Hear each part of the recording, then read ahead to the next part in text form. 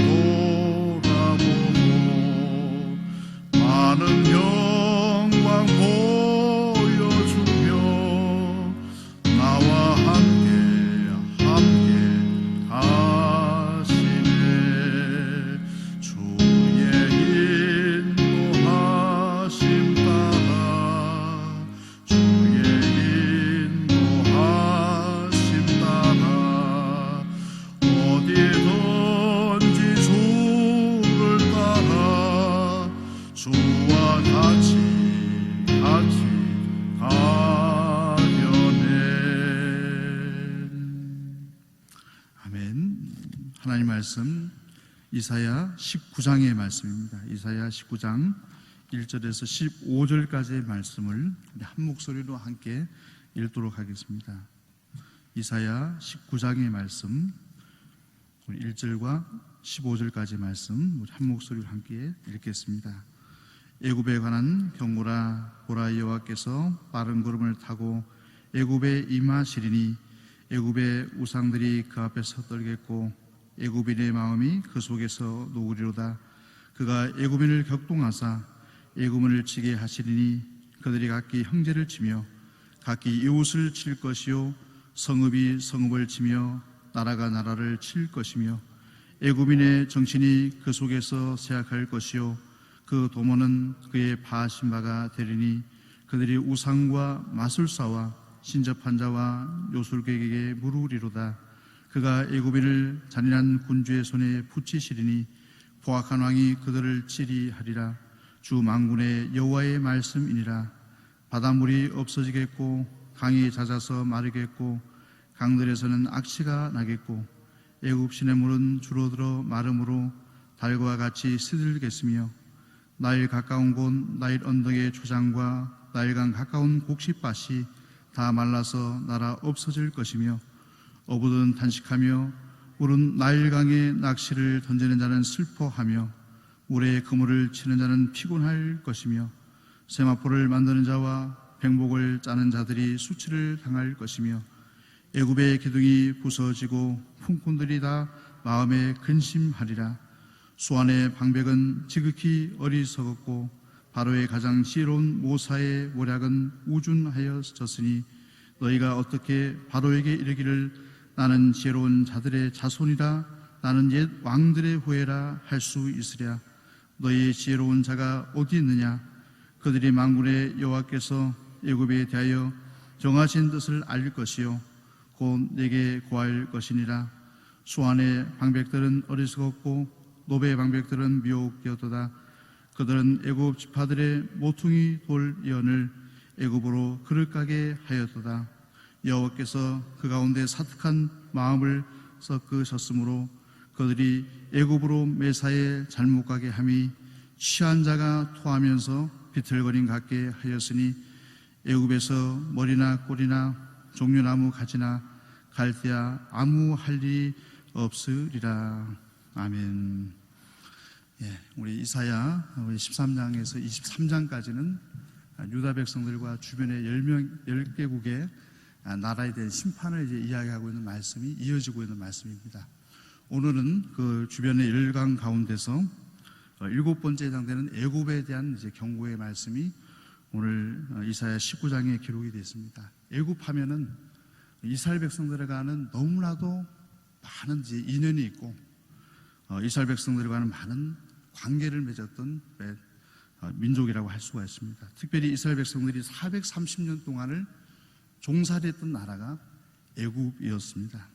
그런데 오늘 본문에 보시면 하나님께서는 애굽을 단칼에 심판하지 않으셨다는 것입니다.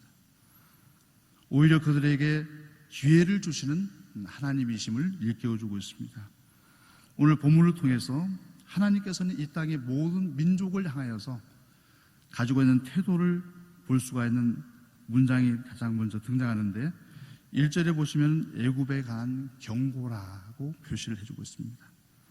이 경고라는 단어를 우리가 보통 상식적으로 사용하게 되면은 기회를 준다는 뜻입니다. 한 번 실수를 했다고 해서 그들을 심판하는 것이 아니고 한 번 죄를 지었다고 해서 그들을 단번에 심판하시는 분이 하나님이 아니시다라는 것을 일깨워주고 있습니다. 여러 경기들도 보면은 경고를 먼저 날립니다. 축구 경기에서도 반칙을 하게 됐을 때 단번에 퇴장을 시키는 것이 아니고 한 번 정도는 실수를 해도 반칙을 해도 경고를 줍니다. 그런데 여러 반칙을 해서 두 번의 경고가 누적이 되면은 퇴장을 당하게 되는 것입니다. 축구 경기에서는 한 번의 기회를 주지만은 하나님은 한 번의 기회만 주시는 분이 아니고 몇 번의 기회를 주실까요? 그 기회를 가장 잘 표현해 주시는 분이 예수 그리스도십니다. 예수님께서 이 땅에 재림하시는 그날까지 이 땅의 모든 사람들에게 애국 백성뿐만 아니라 모든 사람들에게 기회를 주시는 분이라는 것입니다.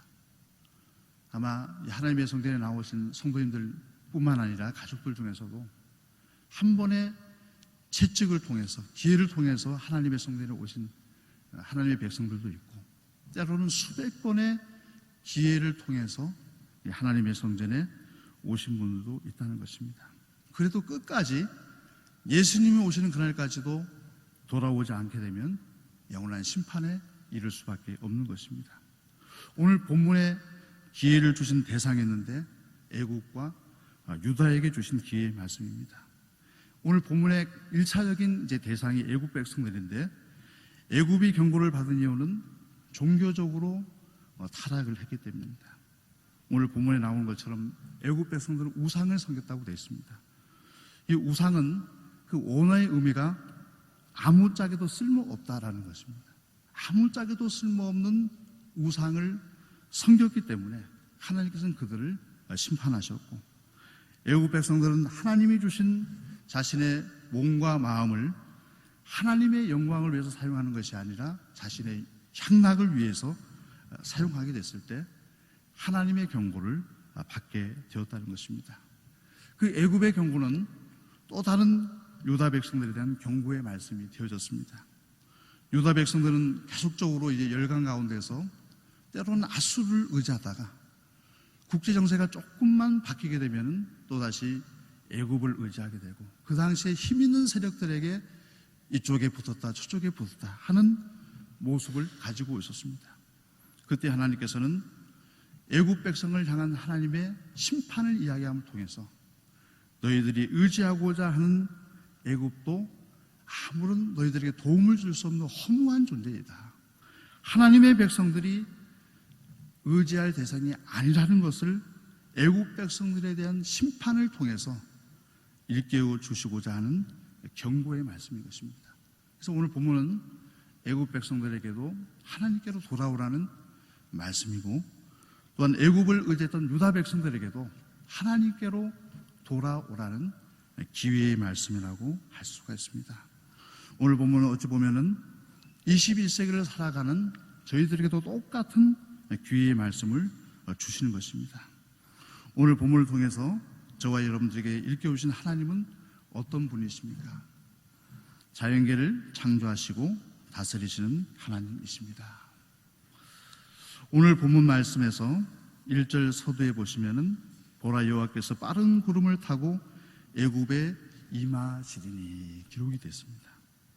참 이게 짧은 문장이지만은 구름을 타고라는 이 문장은 아무나 사용할 수 있는 말이 아닙니다.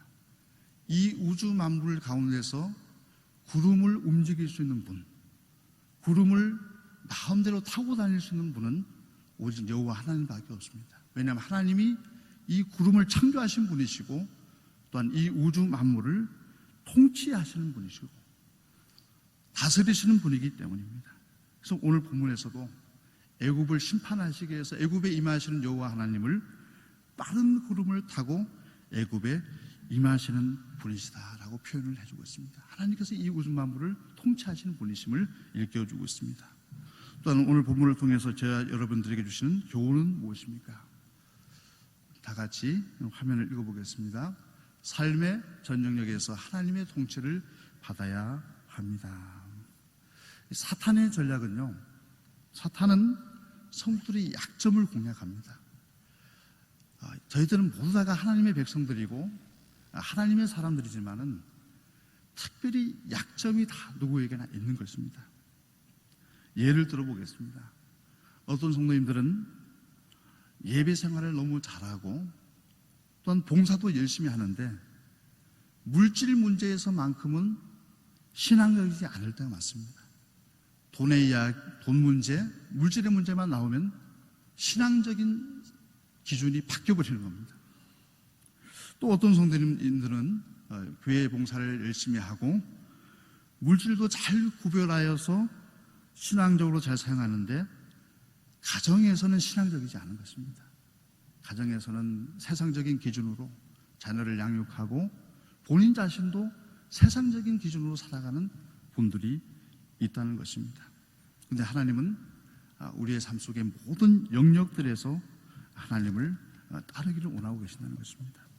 애굽을 향한 경고의 말씀, 오늘 본문의 말씀을 잘 읽어보셨으면 아시겠지만은 오늘 본문에서도 하나님 아주 구체적으로 애굽의 심판을 이야기하시는데, 오늘 1절과 4절까지의 말씀에서는 애굽의 종교와 그리고 문화와 사회에 대해서 심판하실 것을 이야기를 하고 계시고, 5절과 10절에서는 애굽의 저출기죠. 나일강을 마르게 함을 통해서 애굽의 경제를 파탄시킬 것이다 이야기를 하고 계십니다. 그리고 11절에 13절까지 말씀에서는 애굽의 지도자들의 모든 모략과 책략을 다 무의미하게 만들 것이다.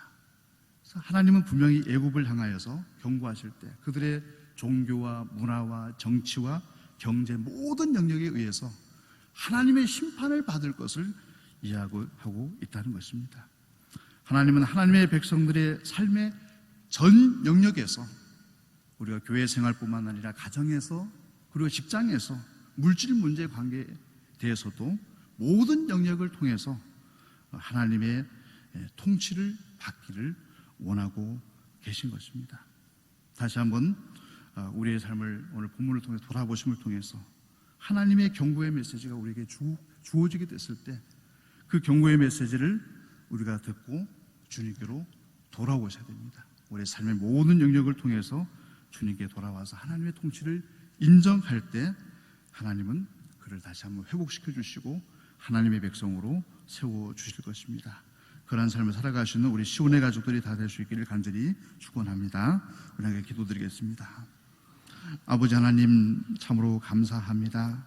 오늘 이사야 19장의 말씀을 통해서 하나님은 우상을 섬기고 하나님을 떠난 백성이었지만은 애굽을 향하여서 단번에 그들을 심판하지 않으셨습니다. 그들에게 돌아올 곳을 명하셨고 경고의 말씀을 주심을 통하여 다시금 하나님의 사람으로 세워주시는 기회를 주셨습니다. 저희들도 연약하고 죄의 본성이 있는 사람들이지만은 하나님께서는 저희를 단번에 심판하지 않으시고 예수 그리스도를 이 땅에 보내주심을 통해서 우리를 회개케 하시고 하나님의 사람으로 세워주시고 때때로 우리의 약점으로 인하여서 죄악에 걸려 넘어질 때에도 하나님은 우리를 단번에 치료하지 않으시고 다시금 돌아오시는 회개의 기회를 허락해 주셨습니다. 오늘 말씀을 통하여서 내 자신의 삶이 먼저 주님께로 날마다 돌아오기를 원합니다. 나의 생각과 나의 육신과 나의 삶의 모든 영역들이 하나님의 통치를 인정하게 하여 주시고 하나님을 찬양하게 하여 주옵시고 하나님의 영광을 위하여서 쓰임받으시는 우리의 모든 삶의 고백들이 되기를 원합니다. 아버지 하나님, 특별히 이번 장막비로 인하여서 많은 피해가 있습니다. 특별히 평택에서도 3명의 인명피해가 났습니다. 아버지 하나님, 앞으로 모든 장막비를 통하여서 하나님 생명을 건져주시옵시고 잘 대처하게 해주셔서 더 이상 인명피해가 나지 않도록 하게 하여 주시옵소서.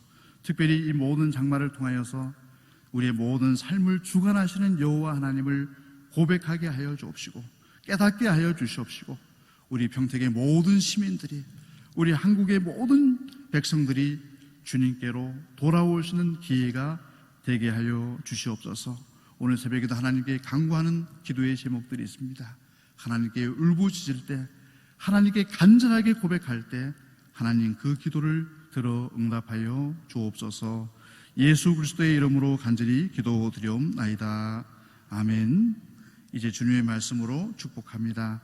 여호와는 내게 복을 주시고 너를 지키시기를 원하며 여호와는 그 얼굴로 내게 비치사 은혜 베푸시기를 원하며 여호와는 그 얼굴을 내게로 향하여 드사 평강 주시기를 원하노라. 아멘.